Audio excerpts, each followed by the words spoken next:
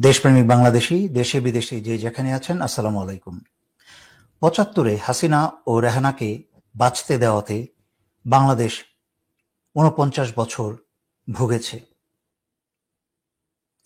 একইভাবে ৫ই আগস্ট হাসিনাকে পালাতে দিয়ে ও চুপ্পুকে রাষ্ট্রপতির পদে রেখে এবং আসিফ নজরুলকে ছাত্র নেতাদের ধোঁকা দিয়ে চুপ্পুর ও সংবিধানের অধীনে শপথ নেয়াতে বাংলাদেশের আজকের এই করুণ অবস্থা ও বর্তমান ভোগান্তি। তাই বাংলাদেশ তথা বাংলাদেশিদের হাসিনা ও ভারতের প্রেতাত্মার হাতে আর ক্ষতি হতে দেওয়া যাবে না। চুপ্পুকে দ্রুত সরাতেই হবে এবং আজ হোক ও কাল হোক চুপ্পুকে যেতেই হবে। একই সাথে হাসিনার প্রেতাত্মা শক্তি আসিফ নজরুলকেও যেতে হবে। ভারত তার দাসী স্বৈরাচারী শেখ হাসিনা এবং তার স্বপ্ন বাংলাদেশকে হারিয়ে কুকুর পাগল হয়ে গেছে। গ্লোবাল রিস্ক রিপোর্টে ভারতকে ১ নাম্বার প্রপাগান্ডা বা মিথ্যা সংবাদ প্রচারের দেশ বলা হয়েছে।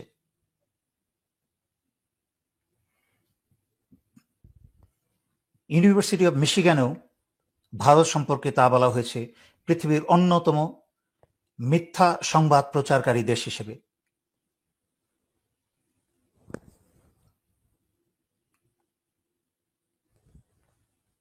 নিউ ইয়র্ক টাইম বলেছে ভারতের জনগণ ফেক নিউজ ক্রাইসিসে ভুগছে এবং তারা মানসিক রোগীতে পরিণত হয়েছে, মানবিকভাবে তারা বিকারগ্রস্ত।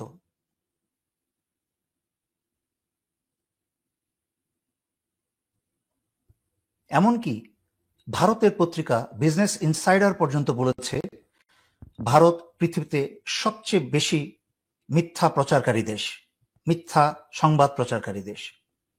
ভারত যেমন গোমূত্র এবং গোবর খাওয়া এবং খোলা স্থানে বাথরুম করার পৃথিবীতে রেকর্ড স্থান দখল করেছে, এহেন অসভ্য কাজে পৃথিবীর অন্য কোনো সভ্য জাতি বা সভ্য দেশের এই রেকর্ড ভঙ্গ করার কোনো ইচ্ছা তাদের নেই। একইভাবে ভারত মিথ্যা প্রোপাগান্ডা বা মিথ্যা সংবাদ প্রচারে হিটলারকে এবং ইসরায়েলকে অতিক্রম করে গেছে। তবে প্রোপাগান্ডার বা মিথ্যা সংবাদ প্রচারের সবচেয়ে ভয়ঙ্কর বিষয় হচ্ছে তারা নিজেরা, তাদের নিজের জনগণেরা মিথ্যার সাগরে ডুবে যায়। এমন একটা সময় আসে যে জনগণ কোনটা সত্য কোনটা মিথ্যা দ্বিধাদ্বন্দ্বে ভোগে, তারা নিজেরাই বুঝতে পারে না এবং তা নিজেদের মাঝখানেই একটা বিশাল ক্ষতি ডেকে আনে এবং সমাজে ভাঙন সৃষ্টি হয়। আগামী এপ্রিল ২০২৫-এ ভারতের নির্বাচন, সেই নির্বাচনকে কেন্দ্র করে এই গণহত্যাকারী এবং জঙ্গি মোদি এবং তার দল বিজেপি এই মিথ্যা প্রচারণায় মেতেছে, কারণ তারা এই মিথ্যা প্রচারের মাধ্যমে জনগণকে অন্ধ করে দিয়ে ভোট পেতে চাচ্ছে।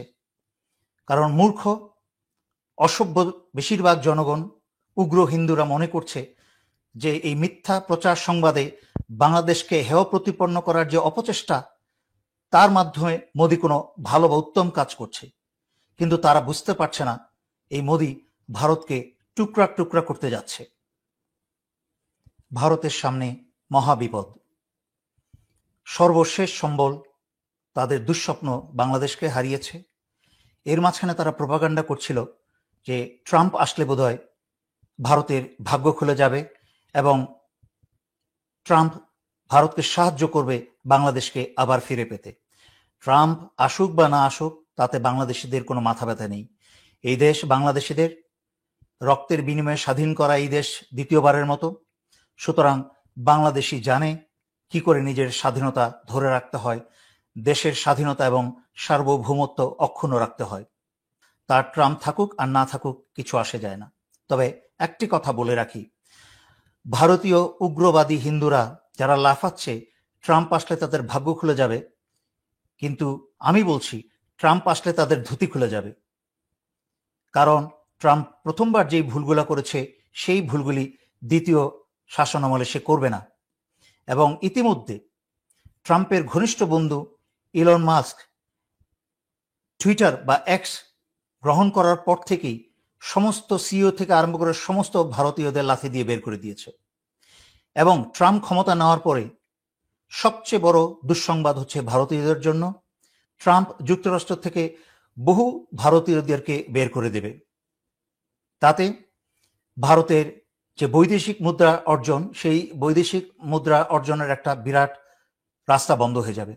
একই সাথে আপনারা নিশ্চয়ই অনেকে দেখেছেন যে আদানি যুক্তরাষ্ট্রে $253 মিলিয়ন ঘুষ দিয়ে যে কেলেঙ্কারি সৃষ্টি করেছে, তাতে ধরা খেয়েছে এবং তার বিরুদ্ধে গ্রেফতারি পরোয়ানাও হয়তোবা জারি হয়েছে।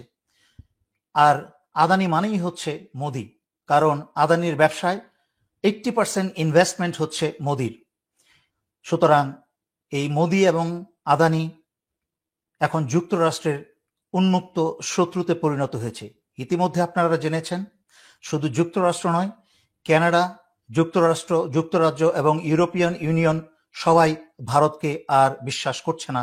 তারা ভারতকে শত্রুর চোখে দেখছে, কারণ তারা দুঃসাহস দেখিয়েছে কানাডা যুক্তরাষ্ট্রে গিয়ে যুক্তরাষ্ট্র এবং কানাডার নাগরিককে হত্যা করতে। সাউথ ইস্ট এশিয়াতে ভারত এখন একা এবং নিঃসঙ্গ। বর্তমানে ভারতের সাথে বাংলাদেশের যেই অবস্থা চলছে, তাতে বাংলাদেশ দ্রুত ধনীর দেশ হতে শুরু করবে আর ভারত দ্রুত ফকির হতে চলবে।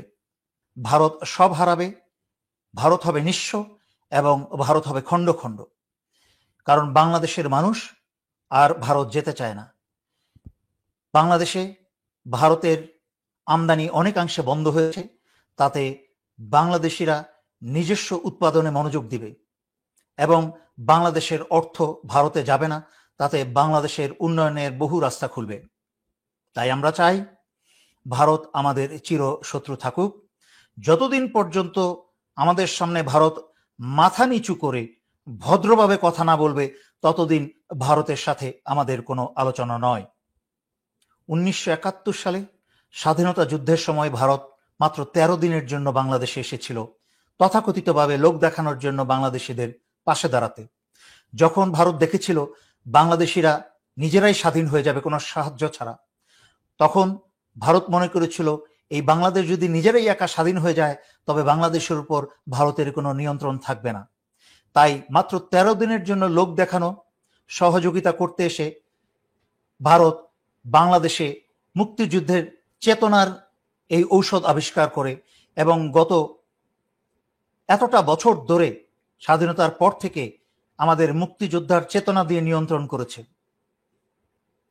তাই বর্তমান উপদেষ্টা সরকারকে, জনতার সরকারকে আমি অনুরোধ করব, সরকারিভাবে ভারতের 13 দিনের সাহায্যকে প্রত্যাখ্যান করা হোক অফিসিয়ালি, এবং বাংলাদেশ এবং বাংলাদেশিদের এই নাটকীয় ষড়যন্ত্রমূলক মুক্তিযুদ্ধের 13 দিনের চেতনা থেকে দায় মুক্ত করা হোক এবং ভারতের কাছ থেকে আর কোনোদিন মুক্তিযুদ্ধের তথাকথিত সাহায্যের নামে বাংলাদেশের লুটের গল্প এই বাংলাদেশের আর শুনতে চায় না। উপদেষ্টা সরকারকে আমি এও অনুরোধ করব যে আপনারা দ্রুত বাংলাদেশ থেকে যত ভারতীয় জনগণ চাকরি করছে বাংলাদেশে এবং টাকা ভারতে পাচার করছে, তাদেরকে বাংলাদেশ থেকে চাকরিচ্যুত করুন এবং বিতাড়িত করুন। তা শুরু করুন গ্রামীণ ফোন থেকে, গ্রামীণ ব্যাংক থেকে, এবং তার প্রয়োগ করুন সমগ্র বাংলাদেশে। দেশ স্বাধীন হয়েছে, কিন্তু বাংলাদেশের ঘরে ঘরে এখনো যুবক যুবতীরা বেকার, তাদের নেই কোনো আয় রোজগার এবং উচ্চ বাজার ক্রয় মূল্যে জনগণের নাবিশ্বাস উঠেছে। এই মুহূর্তে যত বড় বড় সংস্কারের কথাই বলুন না কেন, মানুষের পেটের খাবারের যদি নিশ্চয়তা প্রদান না করেন, তাহলে কোনো সংস্কারই ফলপ্রসূ হবে না। উপদেষ্টা সরকারকে অনুরোধ করব, আপনার নিজের ঘরের ভিতরেও উপদেষ্টার মাঝখানেও সংস্কার শুরু করুন। আসিফ নজরুল ষড়যন্ত্রের মাধ্যমে ভারতী এবং আওয়ামী প্রেতাত্মার শক্তিতে সে এই বিপ্লবকে ছিনিয়ে নিয়ে নিজে উপদেষ্টা হয়ে বসেছে এবং ছাত্রদেরকে, শহীদ ছাত্র ছাত্রী জনতাকে এবং বাংলাদেশিদের ক্রমাগত ধোঁকা দিয়ে যাচ্ছে। এই ডিজিটাল নিরাপত্তা আইনে এখনো হাজার হাজার মানুষ স্বৈরাচারী হাসিনার অবিচারের জেলবন্দি এবং হাজার হাজার মানুষের উপরে এখনো ডিজিটাল নিরাপত্তা আইনে মামলা। কিন্তু আসিফ নজরুল স্বৈরাচারী হাসিনার বুদ্ধিতে এই ডিজিটাল নিরাপত্তা আইন তুলছে না বা বাতিল করছে না। জনগণ চায় আসিফ নজরুলকে আইন উপদেষ্টাকে বহিষ্কার করা হোক, এই উপদেষ্টা সরকার থেকে তাকে বহিষ্কার করা হোক। আর নয়তো এই উপদেষ্টা সরকার যদি কলঙ্ক মুক্ত না হয় তাহলে সংস্কার শুরু করতে পারবে না এবং এই জাতিকেও কলঙ্ক মুক্ত করতে পারবে না। বিএনপিকে আমি অনুরোধ করব, আপনারা নিজেদের পরিপক্কতার এবং জ্ঞানের ও দেশপ্রেমের পরিচয় দিন। ধৈর্য ধরে একতার মাধ্যমে এই উপদেষ্টা সরকারকে সাহায্য করুন। বাংলাদেশ একটি ভয়ঙ্কর সময় পার করছে ভারতের ষড়যন্ত্রের বিরুদ্ধে। সর্বশেষে পাগলা কুকুর ভারতের কথায় যারা ভয় পাচ্ছেন যে ফেনী বাংলাদেশের চিকেন নেক, সেটা নিয়ে ভয় পাওয়ার কোনো কারণ নেই। যারা করতে পারে তারা হুমকি ধামকি দেয় না, তারা করে দেখায়। আপনাদেরকে বুঝতে হবে সমগ্র ত্রিপুরাটাই বাংলাদেশের পেটের ভিতরে, সুতরাং ফেনীকে চিকেন নেক নাম দিয়ে লাভ নেই। বাংলাদেশ চাইলে একদিনের মাঝখানে সমগ্র ত্রিপুরা ভারত থেকে বিচ্ছিন্ন করে বাংলাদেশের অংশ করে নিতে পারে। কিন্তু আগেও বলেছি, এদের মানুষকে সভ্য এবং মানুষ না করে আমাদের দেশের নেওয়াটা উচিত নয়। আর ত্রিপুরাকে যদি আমরা পেটের ভিতরে খেয়ে ফেলি তাহলে আমাদেরকে মণিপুর এবং মিজোরাম সাহায্য করবে, কারণ তারাও স্বাধীনতা পেয়ে যাবে। আর ওইদিকে চীন এসে শিলিগুড়ির যেই চিকেন নেক, নেপাল এবং বাংলাদেশের মাঝখানে 13 থেকে 17 কিলোমিটার যে জায়গা, সেটাকে কেটে দিয়ে সম্পূর্ণ শুধু 7 সিস্টার নয়, সিকিম সহকারে 7 সিস্টার ও 1 ব্রাদারকে আলাদা করে ফেলা হবে। তাই আপনারা সজাগ থাকুন। আমাকে অনেক দেশপ্রেমিক বাংলাদেশি প্রশ্ন করেছে যে আমরা কি করব, আমাদের কি করার আছে এখন। সমগ্র বাংলাদেশিদের প্রতি আমার অনুরোধ, আপনারা সমগ্র বাংলাদেশিরা মিলে একটা গোয়েন্দা নেটওয়ার্ক তৈরি করে ফেলুন। হাসিনা যেহেতু 16 বছরে, ভারত এবং হাসিনা মিলে যেহেতু 16 বছরে বাংলাদেশের বড় বড় গোয়েন্দা প্রতিষ্ঠানগুলোকে ধ্বংস করে ফেলেছে, শুধু ডিজিএনএসআই এবং ডিজিএফআই পরিবর্তন করে কোনো লাভ নেই। কারণ তার ভিতরে একদম কেরানি পর্যন্ত যত কর্মচারী আছে তারা পর্যন্ত ভারত এবং হাসিনা নিয়োগ দেওয়া। তাদেরকে যতদিন পর্যন্ত সমূলে উৎপাদন না করা যাবে, বাংলাদেশের গোয়েন্দা পরিদপ্তরগুলো কখনোই সক্রিয় হবে না এবং দেশের পক্ষে কাজ করতে পারবে না চাইলেও। তাই বাংলাদেশের জনগণকে সচেতন হয়ে হাতে হাত বেঁধে সমগ্র বাংলাদেশের সীমানায় আপনারা অতন্দ্র প্রহরী হয়ে গোয়েন্দা নেটওয়ার্ক গড়ে তুলুন। যখনই পালাক্রমে আপনারা দায়িত্ব পালন করবেন, তখন কোনো সংবাদ পেলে কাছাকাছি বিজিবি ক্যাম্পে তা পৌঁছে দিন।